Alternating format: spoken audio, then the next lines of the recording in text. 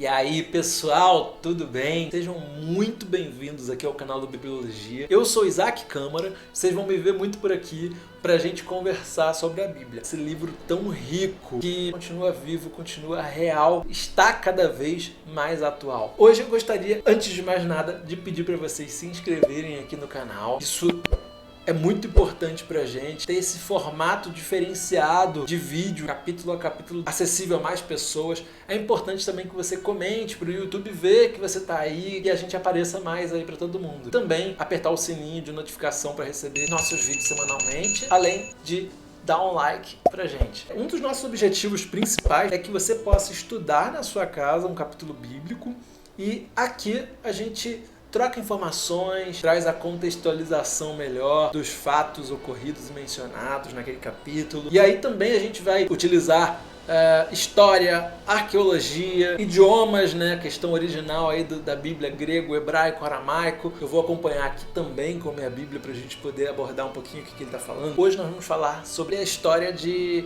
Caim e Abel, que são os filhos de Adão e Eva.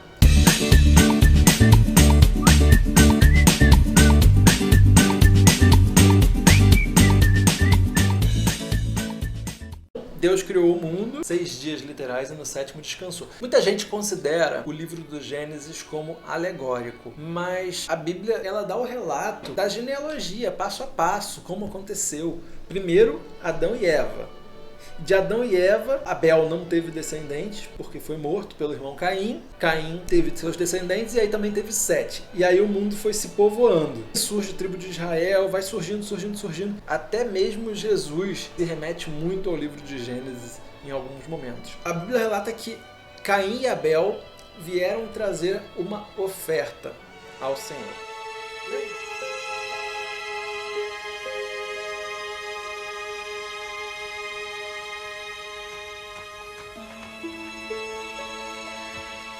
Lembrando que, antes do pecado, o homem se alimentava totalmente de vegetais, como está escrito nos 3 primeiros capítulos de Gênesis, explicando, né? Não existia morte, não existia dor, não existia luto. A partir do momento que o homem pecou, um sacrifício passou a ser feito. Um sacrifício que estava representando Jesus lá na frente, que iria morrer como cordeiro que tira o pecado do mundo. Começou a ter morte ali, teve o primeiro momento em que Deus ele deu como se fosse roupas de pelos de animais ali.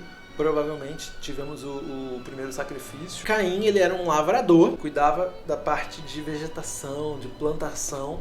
E Abel era um pastor de ovelhas. Você pode se perguntar, Caim trouxe algo ruim para Deus? Será que ele trouxe qualquer coisa? Será que ele pegou os restos que tinham lá para trazer para Deus como oferta? Eu acredito que não. Quando eu vejo isso, eu entendo que Caim trouxe o melhor que ele tinha, o melhor das frutas, dos legumes, das verduras, os mais bonitos, uma cesta bem completa. Abel, ele veio e trouxe do primogênito das suas ovelhas. Ele pegou uma ovelha sem defeito, representando Cristo, e trouxe para Deus. O sacrifício de Caim ele foi rejeitado por Deus. Caim ficou revoltado, né? Muitas vezes pode parecer bastante injusto. Caim trouxe algo maravilhoso. Eu, por exemplo, que sou vegetariano, acho as frutas mais gostosas, mais bonitas e mais cheirosas do que um animal morto. E não acredito que também Deus se agrade de ver um serzinho indefeso que Ele mesmo criou morrendo. Não, Deus não se agrada. A questão é que o homem pecou. E o salário do pecado é a morte.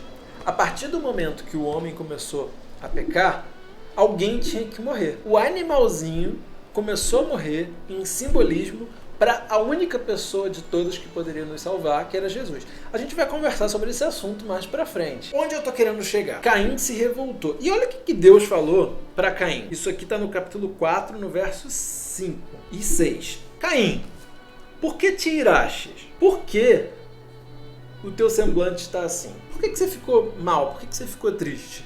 Por que você está com raiva? Então, isso me leva a pressupor que Caim sabia o que tinha que fazer. Ele sabia o que Deus tinha pedido. Então, Deus não está sendo injusto aqui, apesar da Bíblia não descrever ali, ó, Deus pediu sacrifício de um animal e Caim trouxe o melhor da terra. Não, na Bíblia não diz. Mas a gente entende, porque Deus continua falando aqui no versículo 8, no 7, perdão. E ele diz assim: se bem fizeres, não é certo que será aceito? Ou seja, Caim, se você fizer o bem, por que eu vou te recusar? E se não fizeres o bem, se você fizer o mal, o pecado jaz à porta. O pecado tá aí. E sobre ti será o seu desejo, mas sobre eles deve dominar. E falou Caim com o seu irmão Abel.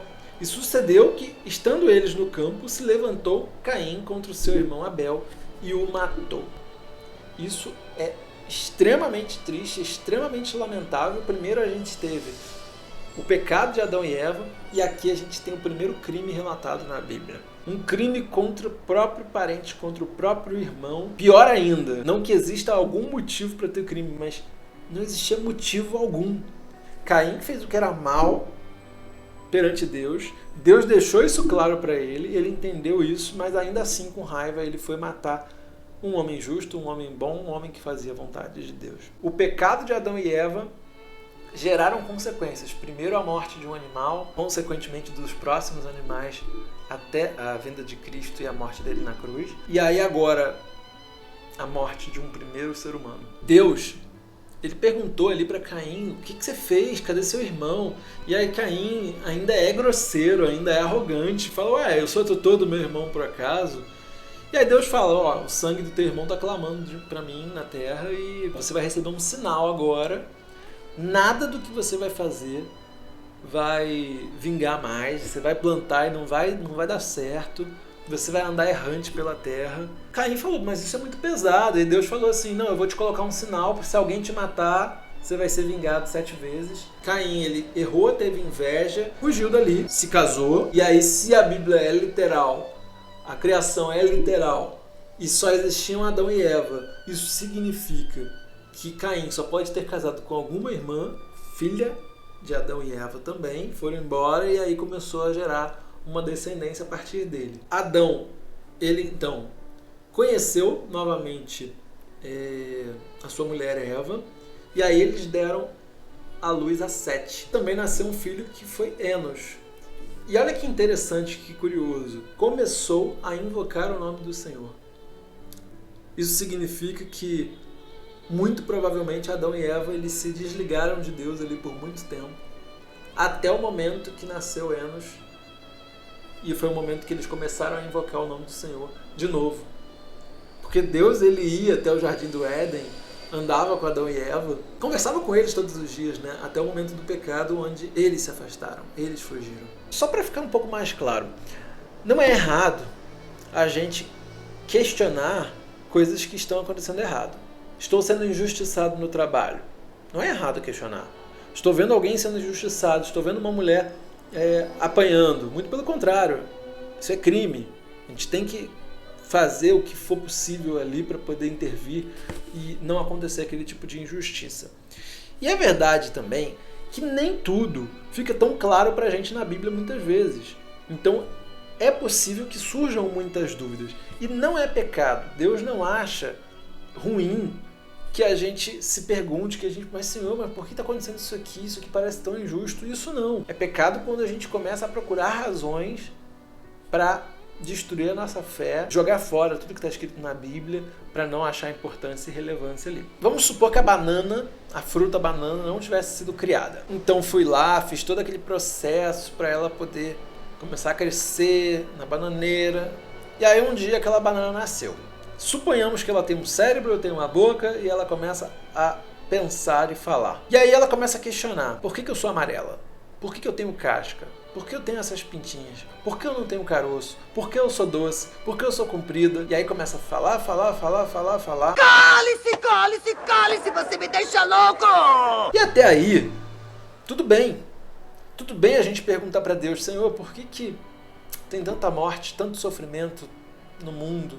Por que tem pessoas que parece que fazem o mal e continuam bem, e as pessoas que estão tentando fazer tudo certinho, que são suas servas, às vezes sofrem pra caramba, muito mais, tem alguma doença, tem problema financeiro, tem um monte de problema. Até aí tudo bem. Só que vamos supor que a banana vire e fale assim: olha, eu não quero mais ser banana não. Agora eu vou me chamar maçã. E agora, você que me plantou, eu não quero mais saber de você. Você não tem nada a ver comigo mais. É exatamente o que a gente faz com Deus quando a gente se revolta, quando a gente se rebela. A gente simplesmente quer agir como criador, sendo que nós somos a criatura. Foi isso que Caim fez. Caim ele se revoltou contra Deus por um pedido dele. Foi um pedido que ele não deveria ter questionado. Deus deu as diretrizes, faça isso e tudo vai dar certo. E é muito importante que nós entendamos o nosso lugar nesse mundo, criaturas, e entendamos principalmente o lugar de Deus, Criador. E Ele é um Criador, um Deus que nos ama, que nos quer bem, que quer fazer o melhor por nós o tempo todo, mas Ele também é um Deus justo, que teve motivo para não ter destruído Satanás. E todos os anjos poderem perceber que Ele era justo e poderem adorá-lo e amá-lo por escolha própria, e não por medo. Assim foi com o ser humano também. E assim todos nós temos liberdade de escolha todos os dias. Se você gostou desse vídeo, curta aí, passe para os seus amigos, se inscreva e até o próximo capítulo de Bibliologia. Um abraço, queridos. Tchau, tchau.